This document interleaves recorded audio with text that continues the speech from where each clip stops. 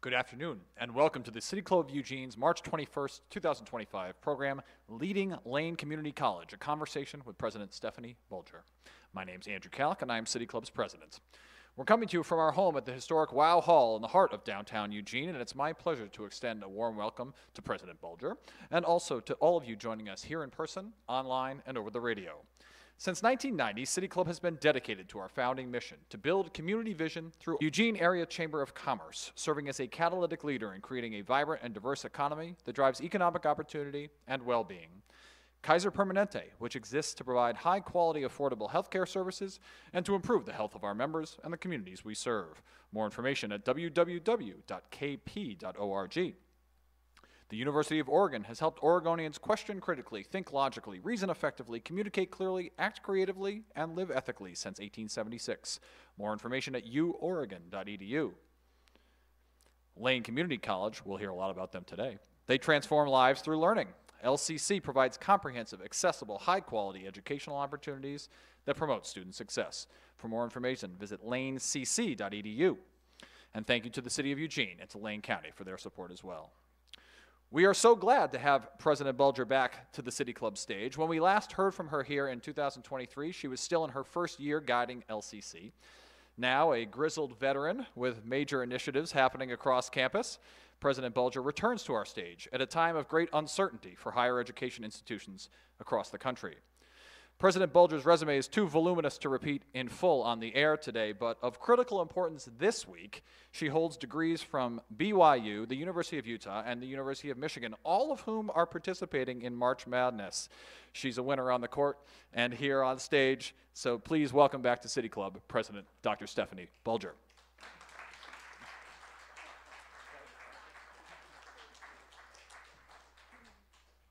Everyone. It's really, really good to be here. Being up here on stage feels a little like I'm on the stage of on the set of the Tiny Desk. I don't know if you know Tiny Desk, and so really, really feel kind of fun. This is kind of fun to be here. Hope that you can see me. I want to just move this down a little bit so that you can actually see me. Let me first give you a little bit of a thumbnail about me. This is certainly my third year as president of Lane Community College. I came here from San Diego, where I was at a community college district, and then before that, I was at a community college district in Detroit, and that's where I got my start. I'm a Midwesterner. I was part of a military family growing up, so I guess I'm accustomed to moving around a little bit. This is my first time living in the Pacific Northwest, and I'm absolutely delighted to be here in Eugene. It's the beauty of the place, and it's the people. Really. And so City Club is a venerable institution that's known for its longstanding commitment to civic discourse and community engagement. And so we are so pleased as Lane Community College to be a diamond sponsor of the City Club. I want to say a hearty hello to the listeners out there that I know will be listening and are listening today. I want to say a hearty hello out to you as well.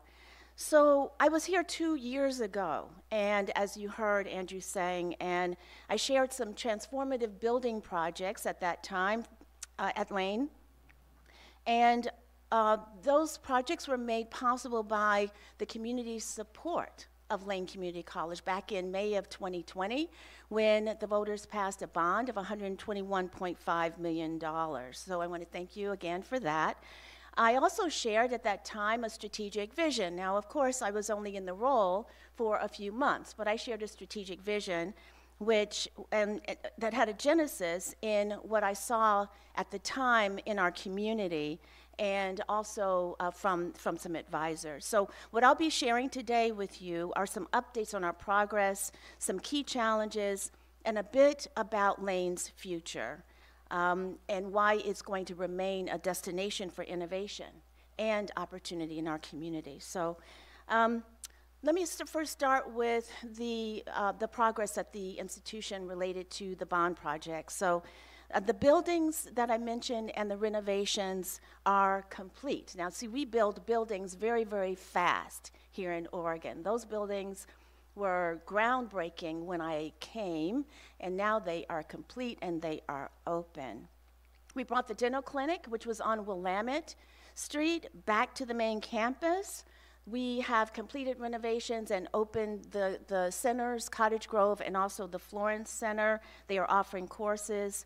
We've been growing about 5%, a little over 5% in some cases each quarter for the past 2 years, and that's after a decade-long downturn. We are essentially serving more people in Lane County and beyond. These are strategic investments that we have made, and they are providing an essential building block for a strategic vision that we have, which is about positioning Lane to be the workforce and talent development hub of Lane County and beyond. What we are doing is we are developing talent, and at the same time, we're changing people's lives and we're lifting communities. Here are a few examples for you. I'm so proud that we have been able to enter into partnerships with the 2 local chambers. It's a program and initiative called LCC Chamber Connect. These are new partnerships that are going to expand internships and cooperative education opportunities. We're going to expand these opportunities for every student at Lane who wants that opportunity to participate. We're also providing these opportunities, experiential learning opportunities in a broad way, and so it also includes clinicals and co-op experiences, as I mentioned, internships, other kinds of work-based learning experiences as we move forward. We have a bachelor's program in applied business management. We are offering that now to about 70 students. We're going to continue to offer that. We've got a Bachelor of Science in Nursing program that's going to be starting in the fall. The respiratory therapy program is in the works, and that's in partnership with Peace Health. And we have our Industry Trades Education Center building. And for that building, we received input in the design of that building from more than 200 companies. This is a game changer for our region. This is about apprenticeship. Our drone program is in that building. Fabrication. We have something called a smart factory, and that's where technology meets the trades. So we're doing all of those things, and we're doing that with the strategic investments that the voters gave to us. Second thing we were doing is that we're personalizing support for students. You may know that first-year students experience a lot of challenges and are at risk for dropping out. And we also know this in our field from evidence, is that if you can keep the students in that first year, they are more likely to finish their courses, to complete their degrees and their certificates. And so we're taking this very, very seriously. We've got an initiative around personalized support for students. We've started a program called College Achievement Coaches. We've got individuals on the campus who are giving that individualized support to students in their first year of college. And we also have a Wayfinder initiative, and this is really about directing students toward educational pathways, whether students are aware of what they want to do or unaware of what they do.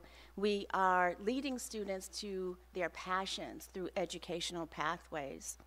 We've also introduced year-long registration, so when students come in, they are able to register not for 1 quarter, but they're able to register for 2 quarters. Each quarter, we release an additional quarter. They're able to plan their schedules and plan their life around that opportunity because they have multiple responsibilities. And then technology is not lost on us. Now, I have a bit of a background. I started my career in community colleges as an associate dean of distance learning. I was interested in how technology was changing how people learned at that time. I've always been interested in technology. It's always been under my portfolio. So when generative AI came on the scene, we were interested in moving very, very quickly to grapple with these new technologies. And so we stood up a President's Task Force on Artificial Intelligence about 2 years ago. It's cross-institutional. They've been meeting for 2 years, really debating, exploring, grappling with these new technologies. We launched something called a Fusion Lab, which is kind of a virtual sandbox in a way, where individuals can play around with technologies. And I've happened to had the opportunity to speak on 2 national panels in the last year about the work that we're doing. So I want to move to our challenges, though. because we do have all of these exciting things going on at Lane, but we do have some challenges. And the challenge that is on everyone's mind probably is around the budget and the imbalance of revenues and expenditures. We are no different than other higher education institutions, particularly the publics, and so we certainly have that as well.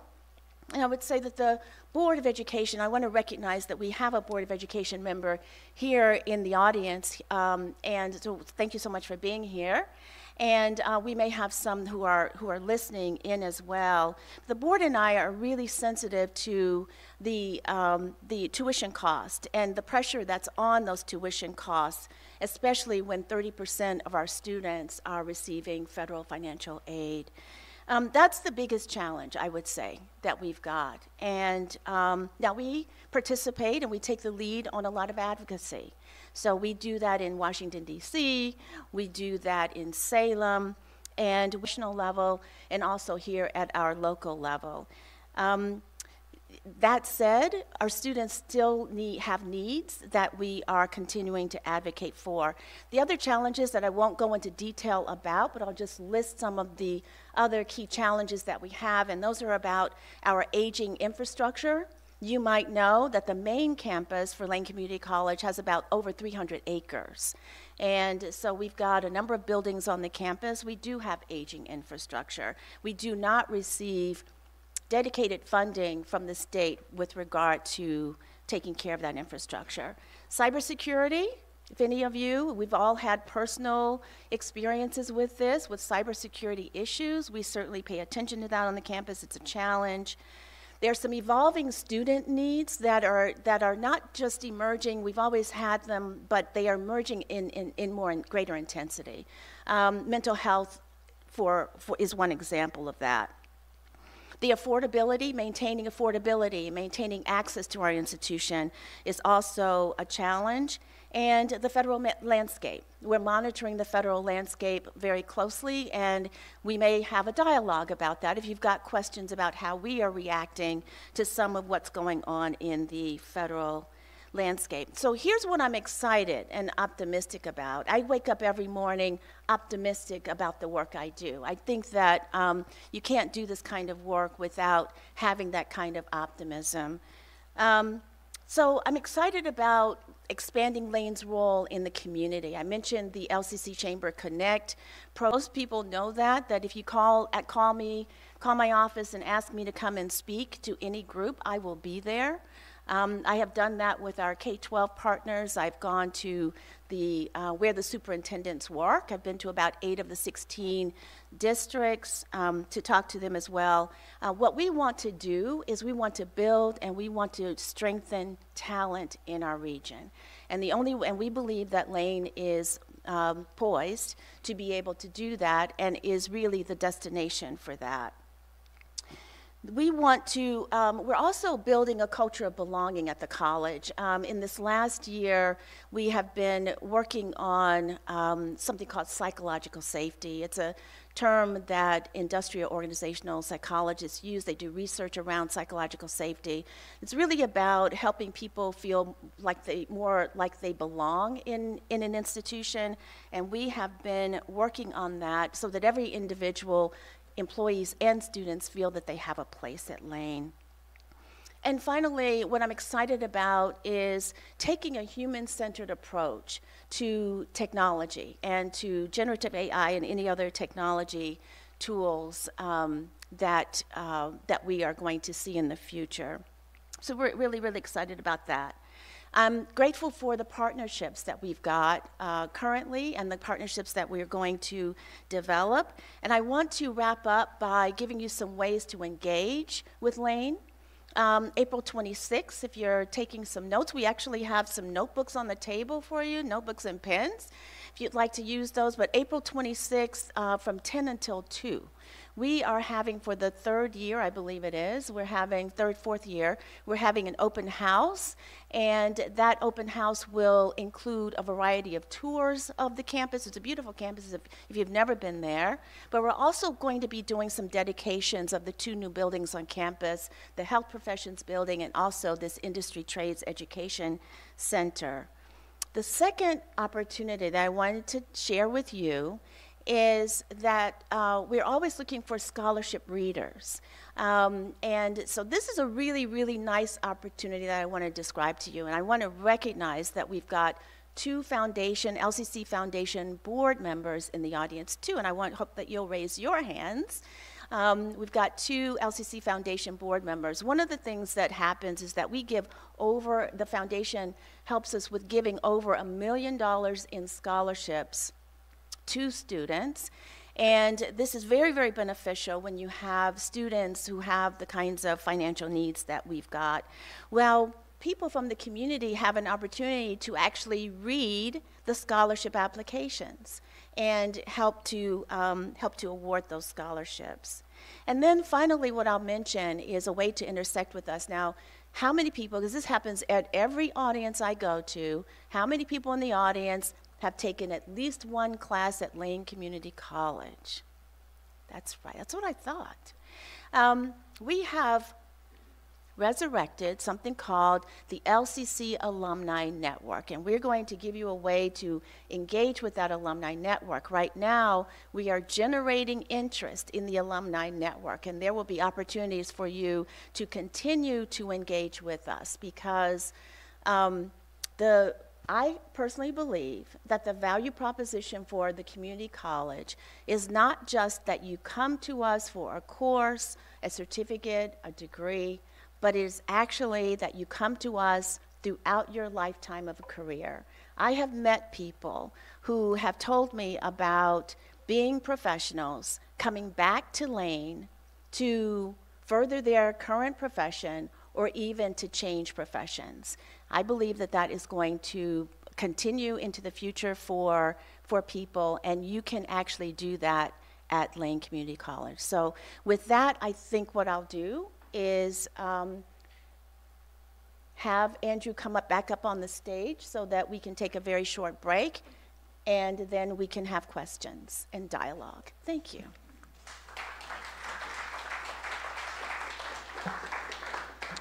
Thank you, President Bulger. We'll begin our question and answer in just a moment, but first a special thank you to our award-winning public radio station KLCC FM 89.7 for airing City Club programs Monday nights at 7 p.m. For those listening at home or in the car right now, your household is one of several thousand tuning into City Club on KLCC, and we love that you are here. You can also find all recent City Club programs archived on KLCC, as well as on our YouTube channel and as podcasts. We'll take a brief break, and then we'll get back for questions. Thank you.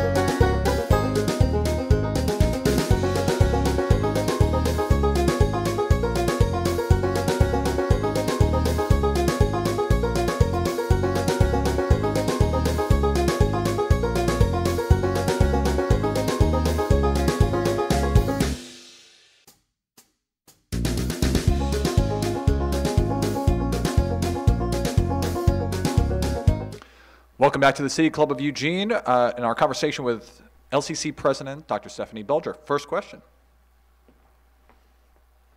Hi, Sue Barnhart, City Club member. I wanted to first thank you. Our daughter graduated from LCC. She's thinking about going back up again, and I feel she did feel very welcomed there. My questions are, I would like to know what you're doing to protect immigrants who are up there. I'm also wondering what's going on, because I know there's a really big problem with LCC students being hungry and homeless. I'd like to know what's going on about that. And then the third thing is, I know that programs have had to be cut. The program that she was in, hospitality, I don't see it mentioned anymore. So I'd just like to know more about how you decide which programs to cut and what we all can do to be supportive. That I didn't bring a pen up here with me, so if I miss something, please let me know. The immigration, thank you. Immigration, do want to talk about that a little bit, because when we started seeing changes in our federal administration, then we started hearing from faculty in particular at our downtown location, which is across the street from the Eugene Public Library, that they were very, very concerned about challenges that that their students might face. Of course, we were concerned about that as well. So here's what we did. We have started sending communications. They come from me, but my leadership also helps me with these communications. We're on communication number 7, which you can imagine. They come out roughly weekly. So for the last 2 months, we've been sending out these communications. In the very first couple of them, it was really about immigration in the federal landscape. And we started having listening sessions, going to the downtown center to have listening sessions with students and with employees. What they were really concerned about was ICE immigration officials coming to the campus to accost students in some way or another. So we took a look at our procedures, and I personally contacted some attorneys to have conversations with them, to get some legal advice on this. And it turns out that we could identify spaces as public spaces and private spaces. Private spaces, well, you can only imagine, if you walk onto a college campus, would you walk into a classroom that was in session? Probably not. Probably not. So those are private spaces. We put a finer point on that by putting that in our procedure, and we communicated about that. Second thing that we did was we created a process if for some reason ICE agents did come to the campus or any of our centers. What would that process be? Well, the process is that the individual would contact public safety, and public safety would contact me. And I would take a look at the warrants. So I contacted an attorney to say, okay, so again, how can I read warrants? And so that's our process, essentially. It's very clear. We've communicated about that. It's very clear. It's very straightforward. I make that call. And that's what we've done with immigration. And I think that there may be actually more to come with respect to that as we talk to people in the community about how we can direct people to resources in the community that might be available to them, people who are really, really concerned about that. So, but that's what we've done. We think that it was a clear move, direct move, and that we've taken action, and we took it swiftly. It was very, very important for us to take it swiftly. And every communication that we send out, we always reinforce the values of the college and how we are going to protect and support the values and protect every person who comes to our institution. So, and I feel very strongly about that. The second item was about programs, wasn't it? Hunger and homelessness. That's right, hunger and homelessness. We have on the campus a program called Career Pathways. So in this program, we have, when students come into this program, they say, the people who are greeting them don't say, what academic program are you interested in? What they say is, where do you live? What kind of services do you need? So this is a program on the campus that when I arrived, I was incredibly impressed by, because it defines wraparound services in a very, very different kind of way. So in this program, we have relationships with vocational rehabilitation, with other agencies to connect students to benefits. And this is, their services is sort of a collaboration of services that this unit is involved in. What I really wanted and was interested in when I came in was to scale that, because I thought if we could scale that kind of service to every student who needed it coming into our institution, wouldn't that be fantastic? Part of that program is our one-year program certificates. And so one-year program degrees or certificates, and one of those certificates is around culinary arts. And I'm going to weave in the last question that you gave to me along with this. So the hospitality program that everyone knows about, you probably came to the campus either to a foundation celebration, or you've been there for other reasons, to meetings, and you were coming to a location where we had a full service hospitality program.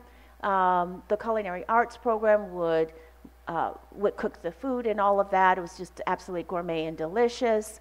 And it was a full conference center. What happened during the pandemic is that it didn't survive. And like so many things, just didn't survive through the pandemic. And what everyone tells me is that the job market changed a bit, so that the students were not getting the jobs that we wanted them to get when they finished the program. So we do not have a 2-year hospitality program. We do not have a 2-year culinary arts program, but we do have a 1-year culinary arts program. And if you are interested this spring in coming to the campus to taste the food that the students have prepared, you can do that. And so we're opening the Ren Room, or the Renaissance Room. I don't know if you've ever been there, but it's a wonderful experience. And that will be open March to May or April, May?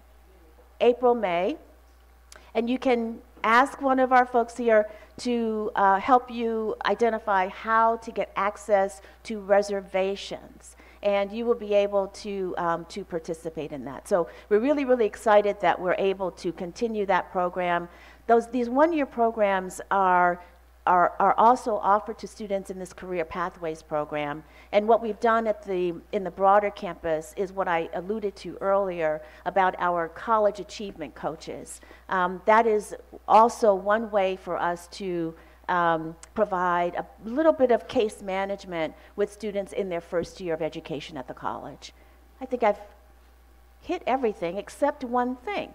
You asked how programs are evaluated, basically. And this is something that we do very much in conjunction with the faculty. The faculty drive the curriculum at the college. And so we have 2 processes. One is called a program review process that's really driven by faculty, and they take a look at programs along certain metrics, essentially.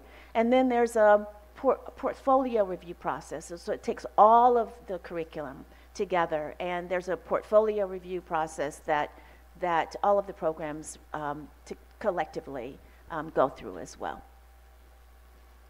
Thank you. I think I've addressed all your questions. That's great. Bill Cleppinger, City Club member. First of all, thank you so much for your contributions to the community. I worked with small businesses through LCC for like 15 years, and I know the impact it has on our community directly. So I'm going to shift just a second to a higher level. I was talking to a good friend a couple weeks ago, and I said, "Say, how are you doing with all this disruption and stuff?" He said, I think I'm going to quit paying my taxes.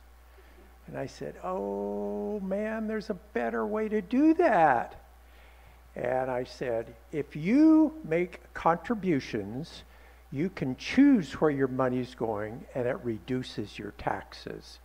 So I encourage everybody to contribute locally to your favorite nonprofit, and that way your money's going where you want it to go and you'll reduce your taxes. And LCC has a great subsection entity, I guess, for students that need funding. So putting my money where my mouth is. Oh my goodness. For your listeners out here, I was just given an envelope with something inside of it for our students, and I am absolutely thrilled. Thank you so much. We're taking a photo now. Excuse us. Thank you. Oh my goodness. Even if you don't have an envelope with something in it, President Bulger, how can people in the community contribute to the success of what you're doing? Maybe that's a good way to take Bill's question. That's really, really tremendous. And I will answer that question. Thank you very, very much for that. I really, really appreciate that. We have a small business development center. Don't know if many of you know that. It is also located in our downtown center. We're also the home of the 20 small business development networks in the state. And so we generate and incubate and develop and support small businesses in this region. And so that's a really, really critical resource that we have in our community, and it's right there at Lane Community College. In terms of the foundation support, how we support our students through scholarships, I did mention that we give over $1 million in scholarships every year. I asked if you're interested in being a reader, then please ask us and we'll help you take advantage of that opportunity. The scholarships are really, really critically important, and I just want to give you an example of something that was always really, really meaningful to me. I really enjoy the work that I do because we change lives and we lift communities. Now, who wouldn't love that? So I was in Florence a couple of years ago, and we had an open house, about 100 people there. And during that time, the foundation gave a scholarship to a nursing student. It was about $15,000. $15,000 in support for this nursing student. The student cried, the parents cried. I think the rest of the people in the room cried as well. The scholarship monies do change their lives because many of the programs, we try to keep the community college affordable so that it's accessible to people, but some of the programs are really just quite expensive. Now, there's a real value when you are in your career after those programs. We have a drone program. In some cases, people can start to make 6 figures after they finish, some time after. The pilots program, people can make 6 figures being a pilot. And we have nursing. We have some very high demand, high wage programs at our institution.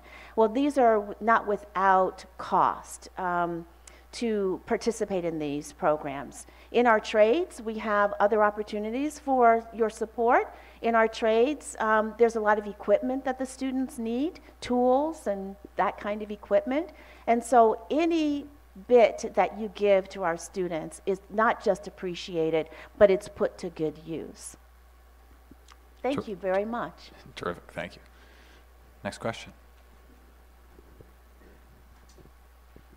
Hello, Dr. Bulger. I'm Eric Jura. I'm a second-year member of the City Club. I can't follow that act. A few weeks ago, I was involved in a conversation about the shortage of people in the medical field here in Eugene and in Lane County, and of course it's a nationwide problem, but I'm selfish. I only care about Eugene and Lane County right now, at least in terms of this question. One of the things that was mentioned was a good way to get more doctors in the area is if local hospitals have good residency programs, because they have to be here for a bunch of years. They get to see what it's like to be in this community. It's kind of like try before you buy, and so you can have success in getting more doctors in your community via that means. And so you've been talking about your new Bachelor of Science program. I congratulate you on that. We definitely need more nurses. Are there any, I would say, intentional efforts associated with this new program to try to figure out ways to keep people people that are in that program to stay here in Lane County? Sure. Thank you so much for the question. Community college students tend to stay in their local communities.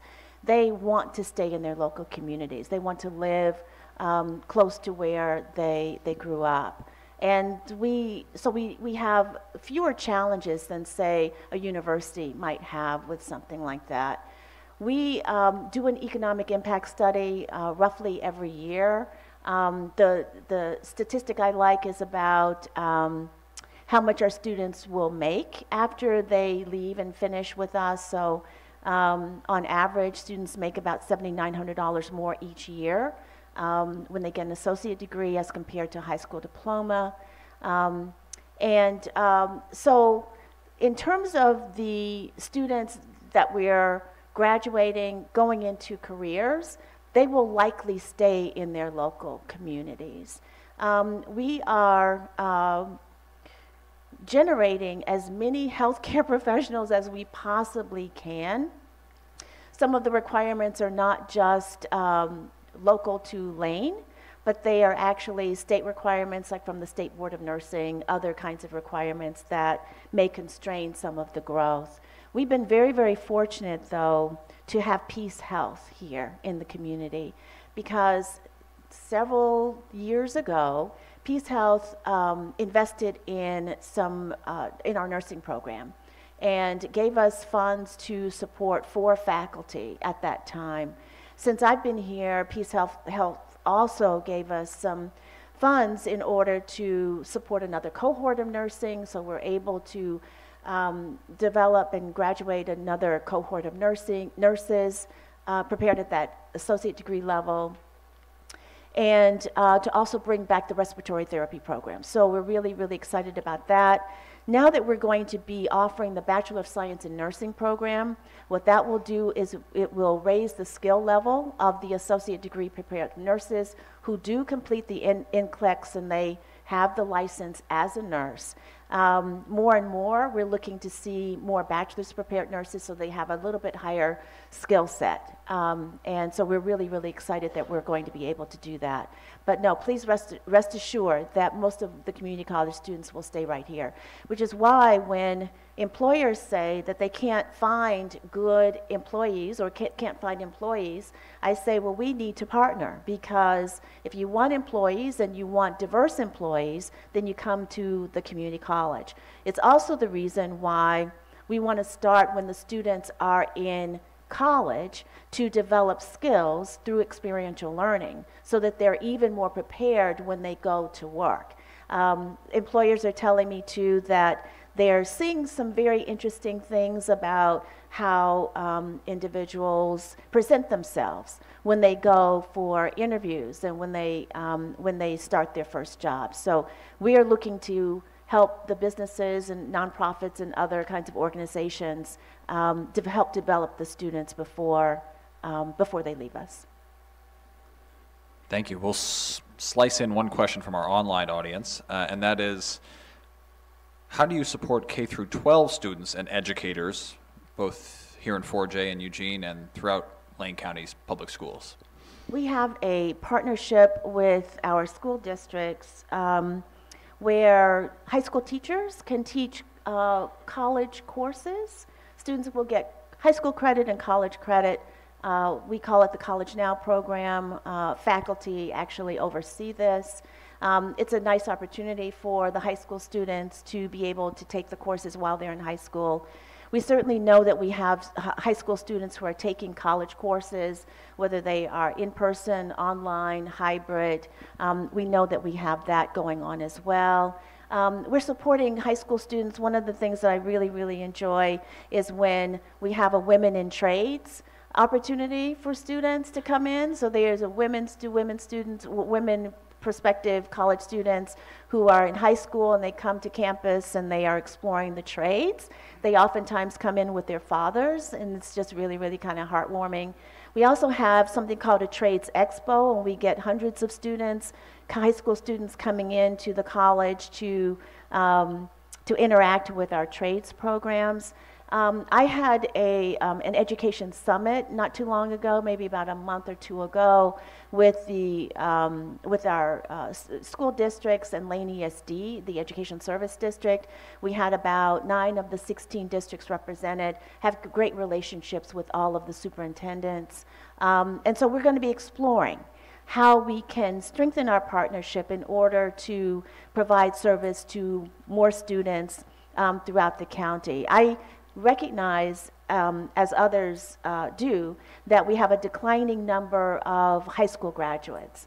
But what I tell everyone is that we want more of those high school graduates to come to Lane to get their start. And so that's what I have been working on. That's the secret. It's out because, you know, my superintendent colleagues are not quite aware of that. We know that students have a lot of opportunities, a lot of choices that they can make. We want Lane to be the first choice that they make. Thank you. Hello, my name is Kellyanne Stiles, and I'm a mother and a grandmother of victims of sex trafficking. My daughter died as a victim of sex trafficking. And so my questions will be two-part regarding, I was also one of the first women in the Women in Transition program in the early 80s. And one of the difficulties I had living out by Churchill High School and taking a bus to and from was accessibility, but thankfully it was affordable due to a program that I was in at that time. So I'm wondering, in regards to what you've mentioned about trying to make it LCC College more affordable and more accessible, and then when you mentioned psychological safety, I know that you have, I've been told you have apartments and childcare at the downtown center. And then you mentioned today that there's 300 acres. So I'm wondering what can be done, what we can do as a community to support LCC in building more affordable housing for the students, like the U of O already has on their campus and just outside of it.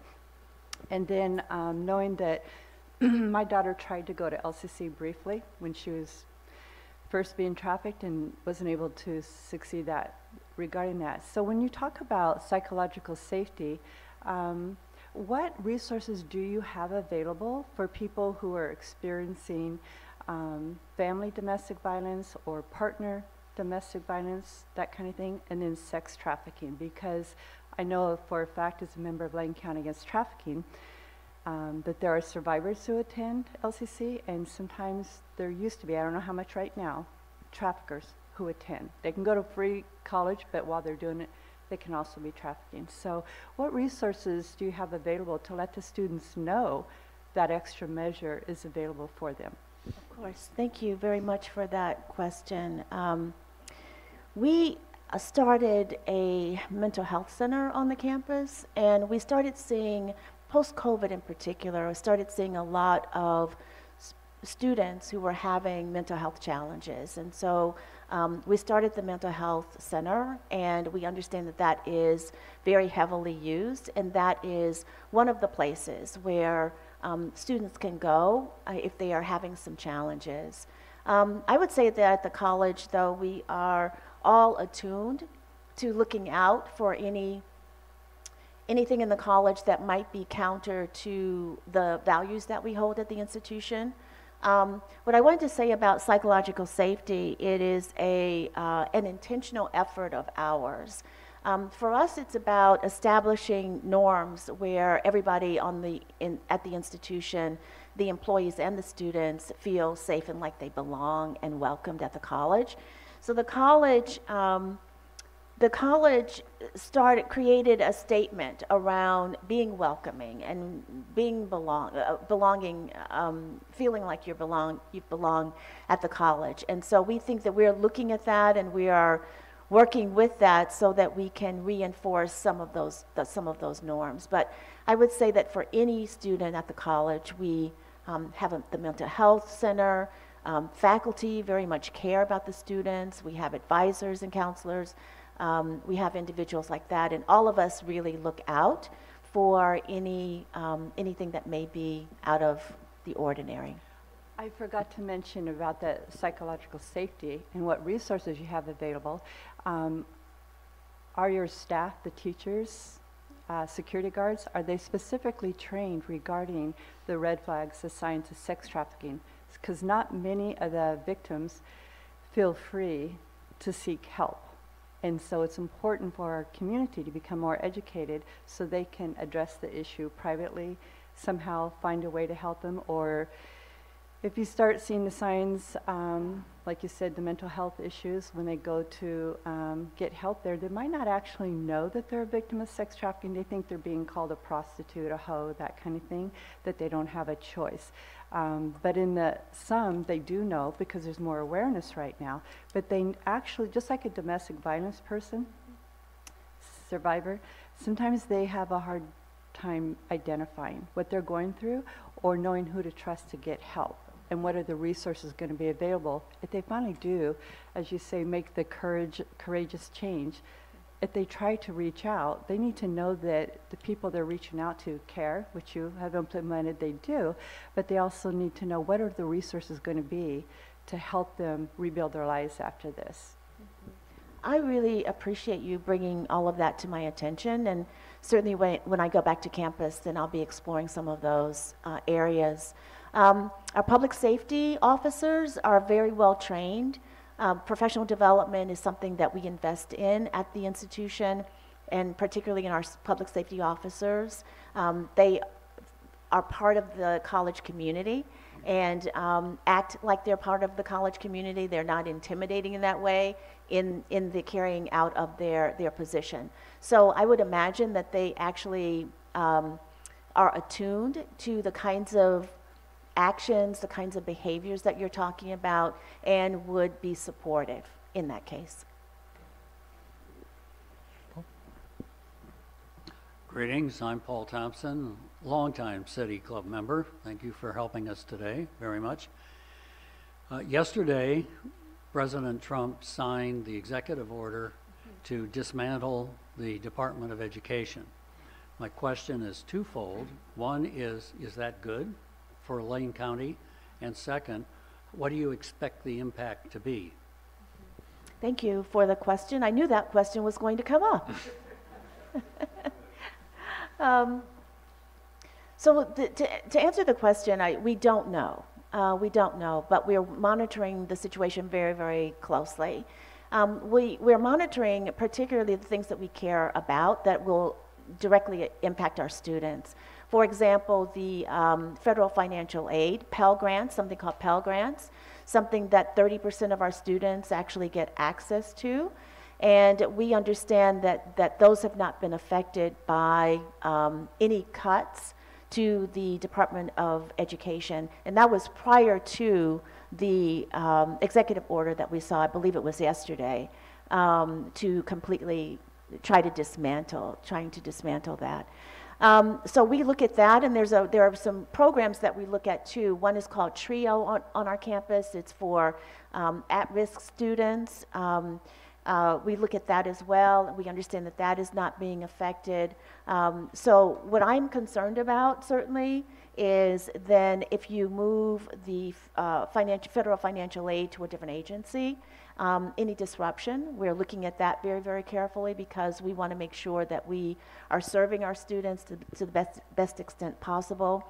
Our students many times can get discouraged quickly, and we want to make sure that they have that confidence, that assurance that we will support them and they will have that support. So to answer your question, we are just watching it very, very closely. We don't know from there what impacts it's going to have on us. We did a very, very quick scan of all of the programs that we're offering, all of the services that we're offering, grants that we have that were coming from the federal government. We did a quick audit. We deemed our lane as not being at issue with anything that, that you hear about in the executive orders or in that Dear Colleague letter that we saw about 2 or 3 weeks ago. And so Lane is in a good place in that way. I would say, though, that it has taken us more time, more effort, more vigilance to be attuned to what's happening. Are there any components of federal research funding that flow to Lane, and is there any way to backfill or mitigate the threat coming with that component of the federal uncertainty? Unlike the universities, we just don't have the same kinds of issues there with the research dollars and that, say, our research universities would have. And so that puts us in a little bit better position, but better is sort of qualified. It doesn't mean that we're a healthier institution financially. It just means that we don't have the same kind of and same level of research dollars as, say, a university does. I have a follow-up question about psychological safety. In my industry, we talk about psychological safety a lot, and one of the reasons we do that is because there's a theory that it incentivizes or at least encourages people to take risks and maybe figure out something about themselves or their field that they wouldn't have otherwise. And many people matriculate to LCC and many other places of higher ed in order to get skills for a particular job or a particular industry. But I'm curious if you see as part of psychological safety that ability to maybe take a class in something you don't know anything about, and maybe your students can discover that, you know what, maybe I don't want to be a insert job. I'm a lot more into this other thing, and how you encourage students to embark on that exploration for themselves. Yes, a lot of that happens in co-curricular activities like student clubs and affinity groups, and students have opportunities to engage outside the classroom. We have a student government association that's reemerged in the last couple of years, and with the senators in that effort they get to participate in governance of the institution, but they also interact with one another and get experiences. Like the student government president went with us to Washington, D.C., and that was an incredible opportunity for her. In fact, she told me yesterday that she's going to be going to the public policy school. Is it called 3 p.m. or something like that at the University of Oregon, and she changed her major as a result of that. So I started something called the President's Student Leadership Circle to help develop student leadership skills. And I've got 20 students in that. I'm inviting 4 very successful individuals from our community to talk to them, and also developing skills. There's some skill building that's part of this effort as well. Skill building in trust, skill building in developing your own leadership strengths. And so all of these are experiences that students get in order to help them figure out who they are, what they want, and what they want to do. I would also say that even though we are guiding students along some structured pathways to give them a sense, to help them get a sense of what they may want to do in life, we still maintain that they can come and explore. They can take classes to explore different kinds of interests. Especially if they're undecided and they're trying to figure out what they want to do. So we have not abandoned that, but there are many, many opportunities for exploration at Lane. Thank you.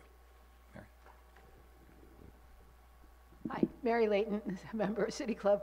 I came from a big family, and the smartest of my sisters started at the community college and then went on to the university to get her degree. And later I read that there was no evidence that where you got your first 2 years of credit mattered if you graduated from you had a good record and you graduated from a respectable university relative to your career or your goal. And I wonder if that's still true. I always thought her the smartest one because she was the one that made her money last the longest and graduated with the least debt. So.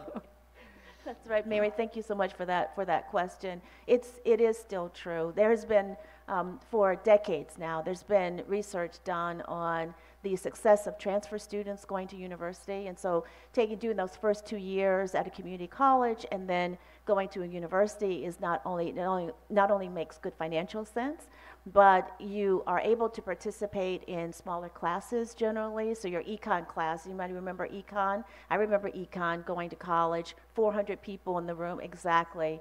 And so, but you have smaller class sizes. When I meet alumni in the community, that they say, they don't talk about who the president was or who the advisor was. They always talk about the faculty, and that's because the faculty engage with them in an up-close and personal kind of way. So I advocate for it as well. I think it really does make the best sense. And you get an incredible college experience. And when you come to Lane, people tell me, and I think it does, it's a beautiful campus, but it looks like a mini college in a lot of ways. So you're getting the same kind of, or similar kind of experience. We have Titan Court. Someone mentioned Titan Court. It's downtown. It's connected to the Mary Spieldy building, downtown center, downtown. It was developed a little over a decade ago to be a place where our international students would be able to have a residence. You can only imagine if you're sending your child thousands of miles away, it might be some peace of mind if you have a place for them to stay. We certainly have international students there. We also have other community college students, lanes, and university students if for some reason there are vacancies. So yes, there's really good reasons for individuals to start their life journeys, career journeys, professional journeys at Lane. One more question from me, and that is, 15 years ago or so, there was this push to get every student in K through 12 to study coding because software engineering was exploding, and there was this sense that everybody could benefit from this. And now, in the age of generative AI, as you mentioned, there's this thought, well, actually, maybe the robots can code themselves, and we need other things. But you also mentioned how people sort of appear in interviews, other types of skills that may be important no matter what the economics sort of drive in terms of other types of skills. So how do you think about your crystal ball of figuring out what employers will need, but also the sort of timeless skills that maybe are important for folks no matter what the economic circumstances might be? We're giving this topic quite a lot of thought, and I was just in a session this week actually where this was being discussed.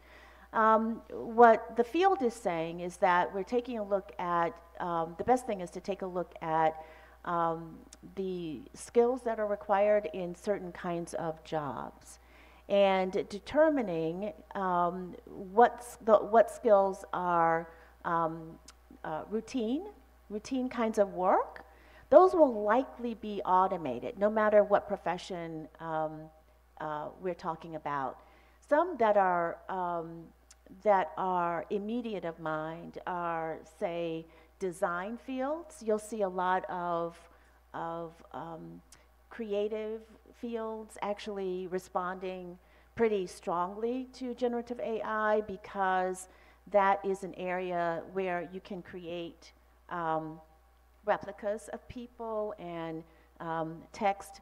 We had a demonstration did a demonstration where you put in a script basically and the system created a podcast out of that. I could put in, for example, into generative AI, our strategic plan document and say, create a podcast out of this strategic plan document.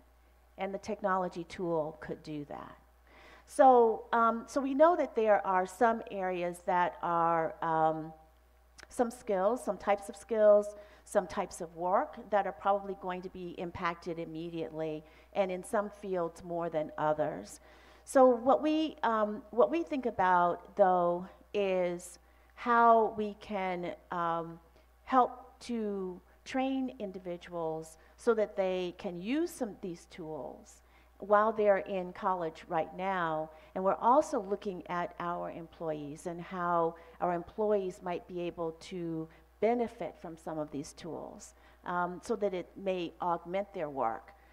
So that individuals who come to the campus and students who might be interested in a particular kind of program, well, perhaps they could they could ask this ChatGPT system about program options, and then go to the advisor for some additional kinds of support, as opposed to having the advisor take time to do those routine kinds of work. And so thank you for the question, because we are looking at that very, very carefully. Fantastic. Please join me in thanking Dr. Bulger. This has been our March 21st, 2025 conversation at the City Club of Eugene. Next week, we'll welcome writer and historian Bill Sullivan for a conversation about the history of journalism in Oregon. As a teaser, Bill writes, "Oregon journalism has certainly changed, but it was more divisive in the past, and it may have overcome bigger challenges than those we now face. The one thing that never seems to change is people's need for news." Have a great weekend, and see you next time.